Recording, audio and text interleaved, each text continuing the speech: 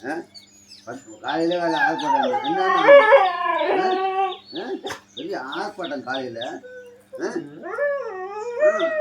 போட்டாக்க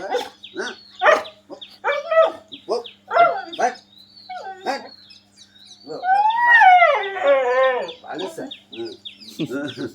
பெரிய வலுச அதான் டீ குடிக்கவில்லையா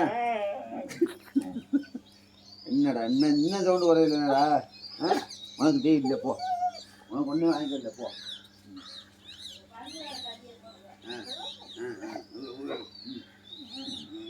எத்தனை தடவை வணக்கம் போட்டாலும் உனக்கு இன்னைக்கு ஒன்றும் வாங்கிக்கல போ